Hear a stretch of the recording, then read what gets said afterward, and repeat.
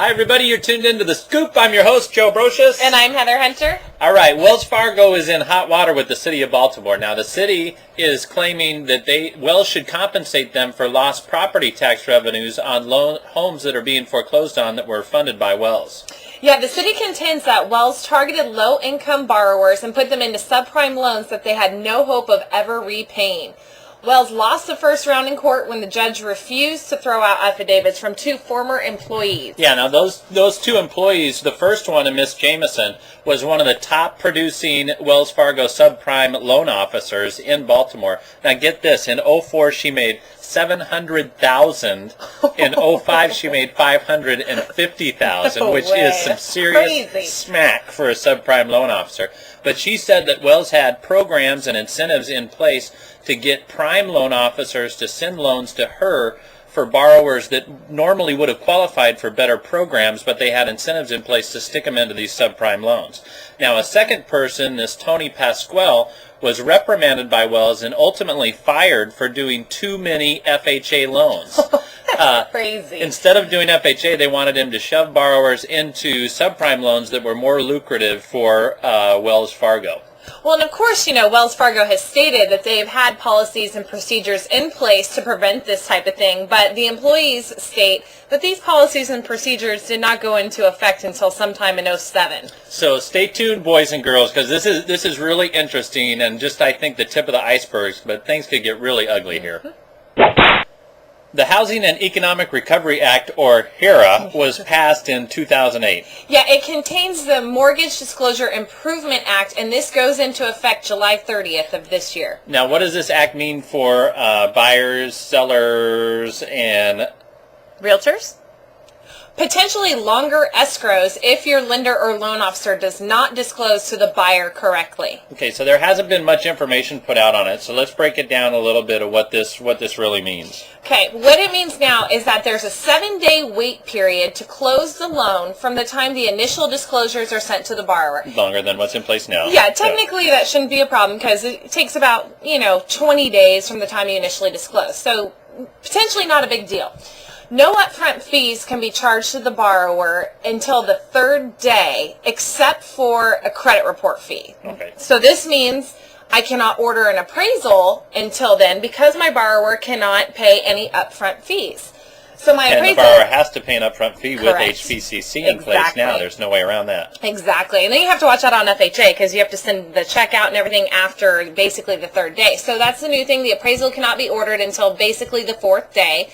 If the APR on the truth in lending increases by 1/8%, then the lender and loan officer have to redisclose to the buyer, and they have to wait 6 days from that time for the loan to close. So if you're getting down to almost a close of escrow, you're 5 days from closing, you got to wait 6 before the borrower can even sign. Hello. So if you've got a declining market, you can't wait till the last day to lock that interest rate in. You're going to have to do it a week prior unless you want to get an extension, which could be a problem. Exactly. Keep in mind, it's fees and rates together that both affect the annual percentage rate. So if escrow fees or broker fees, anyone's fees go up, that could increase the APR.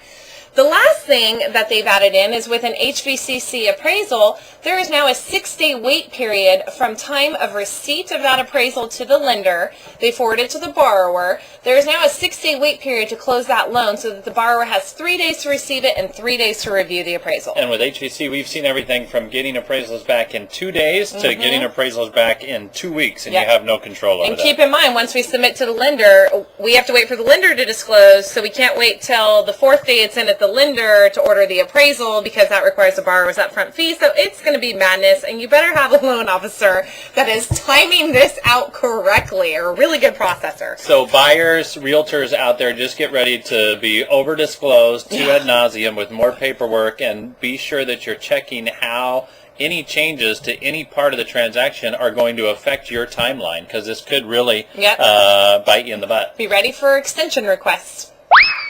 The LA Times reports that Cher has put her $41 million Malibu estate back on the market. Yeah, that's a bargain compared to the fact that last August she had it on the market for $45 million before her extensive interior remodel. Which I'm sure the remodel for Cher's property was to take out like all the zebra and leopard skin prints and velvet curtains and stuff. Just put up some neutral colors. Let's go with that. By the way, Cher's daughter, who is now a man, could not be reached for comment. California has finally reached a budget deal last night that includes $15 billion in spending cuts, but no tax hikes. Hey, the FHA reports that in 2009, they have done over 4,203K rehab loans. Yeah, remember, these are loans that allow borrowers to borrow a little bit extra money to pay for some rehab on distressed properties that don't meet FHA standards. Yeah, it's a great program. It's still 4,000 nationwide. Seems really low to me, though. Yeah, it does. I think it's making a comeback, though.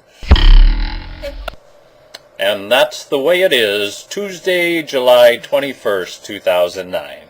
All right, everybody, check out the link to our blog. I just posted on there yesterday a coaching call I did with Tamara Aragon at Coaching You to Profits and teaching about what the investor financing market is right now. Yeah, look at our poll question, submit a comment if you need to, or by all means forward us to a friend. If we can help on any of your transactions, your loan transactions, in any way, shape, or form, please don't hesitate to call or send us an email. All right, bye everyone. Have a great week. See you later. Thanks. Bye-bye.